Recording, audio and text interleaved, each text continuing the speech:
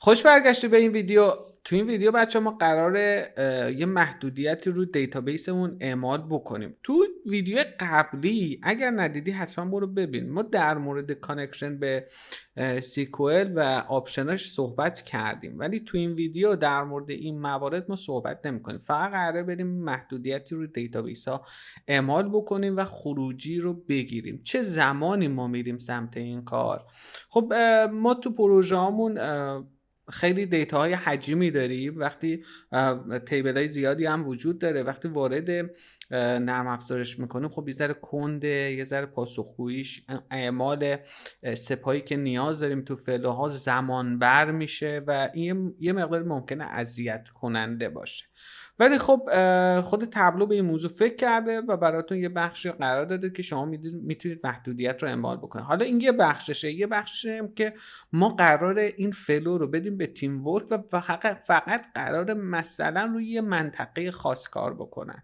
یعنی هر تیمی قراره روی منطقه خاص فلو رو بگیره، شروع کنه روش کار کردن، اون استپای دیتا پریپریشن و کلینزت کردن دادا رو انجام بده و ببره توی تابلو دسکتاپ برای مبحث مصورسازی یا اون مبحث ویژوالیزیشن. خب اینجا کاستوم SQL یا کاستوم SQL میتونه گزینه ایدئالی برای ما باشه. طبق روال همیشه ممنونم بابت حمایتتون، لایک، کامنت و سابسکرایبی که انجام میدید و اینکه این ویدیو رو با دوستانت به اشتراک میذارید. تا آخر ویدیو با من باش، چون قراره چند تا نکته مهمم تا آخر ویدیو با همدیگه ببینیم. من امیر هنرمندم، بریم با همدیگه ادامه ویدیو رو ببینیم.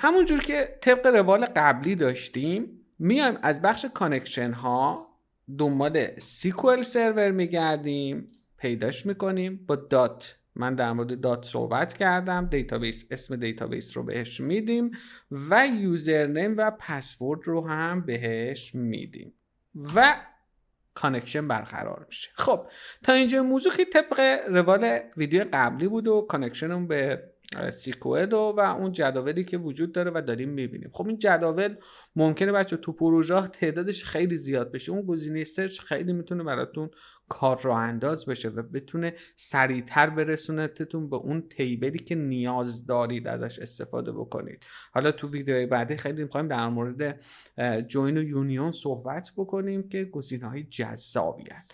اما این پایین یک بخش براتون قرار داده به اسم کاستوم سیکوئل. توی کاستوم سیکوئل شما فقط کافیه دابل کلیک روش انجام بدید. یک صفحه خالی براتون قرار میده. ببین ستینگ چیزی نداره. کاستوم سیکوئل، دیتا سامپل و اون اتفاقات و تغییراتی که روی خود این دیتابیس اعمال کردی داره نشون میده. خب ما فعلا چیزی نداریم بچه‌ها. فعلا هیچ چیزی ما ورودی نگرفتیم. فقط اومدیم به کاستوم سیکوئل زدیم که اینجا هم دارید دقیقاً ببینید نوشته کاستوم سیکوئل.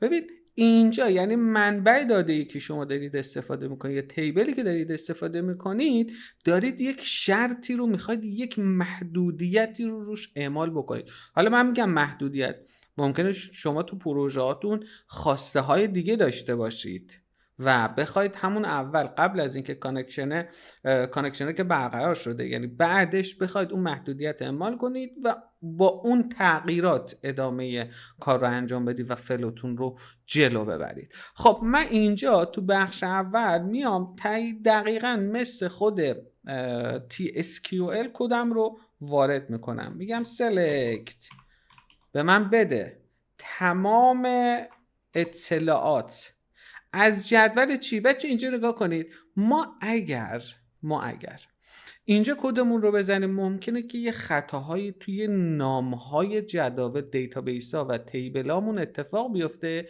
که خروجی رو نمایش نده. پس بهتره بیایم سمت اینکه اول کدمون رو توی اسکیل با SSMS SQL Server Management Studio تستش رو بگیریم، بعدن بیاریم اینجا قرار بدیم. من فقط خواستم این یه نکته بسیار مهم رو بهتون بگم که اینجا شروع نکنید به کد زدن، چون ممکنه از نظر نامی یه ذره مغایرت داشته باشه. خب من یه دونه اینجا کد نوشتم SQL به من بده تمام اطلاعات رو از دیتابیس مای ورک اسپیس و اسکیمای DBO و جدول اوردرز ور محدودیت بذار روی ستون ریژن و ریژن هایی رو به من بده که دقیقاً وست هستن، یعنی ریژن ها مناطقی رو به من بده که غربن. فکر کنید تهران رو مثلا به 4 قسمت تقسیم کنید، اطلاعات غرب تهران رو من نیاز دارم و اینجا رانش میکنید. وقتی رانش میکنید ببینید اینجا اطلاعات رو براتون اومد و قرار داد، درسته؟ و اینجا رو ببینید دقیقاً نوشته ریژن وست، یعنی چیز دیگه ای نداره، یعنی ولیو دیگه ای وجود نداره. ما محدودیت رو به صورت کامل اعمال کردیم. حالا اینجا settings state sample دوباره همون موارد و اون تغییراتی که روی این تیبل اتفاق افتاده رو به ما میده. من میام اینجا یه کلین استپ میزنم بچه‌ها. برای چی؟ برای که دیتا رو ببینم و ببینم این تغییراتی که من خواستم و اعمال بشه آیا اعمال شده یا نه. خب اینجا رو نگاه کنید، ریژن رو ببینید، ریژن کلن وسته، چیزی به غیر وست وجود نداره، یعنی اون محدودیت رو برای من اعمال کرد. میگم ما چند تا تارگت داریم، یا اینه که قراره حجم دیتامون رو کم کنیم، یا اینه که ما میخوایم این دیتا رو با فیلتر بدیم به تیم ورکا کار بکنن. قرار نیست مثلا تیم وست اطلاعات مثلا ساوث رو ببینه، جنوب رو ببینه، یا بالعکس، یا ریژن های مناطق مختلف بتونن دیتای همدیگر رو ببینن. خب پس من اومدم یه محدودیتی رو این بخش قرار دادم که به هم کمک میکنه خیلی سریعتر کار رو انجام بدم. بعدا اگر خواستیم میتونید محدودیت رو برداریم، اون وره رو برداریم به صورت کامل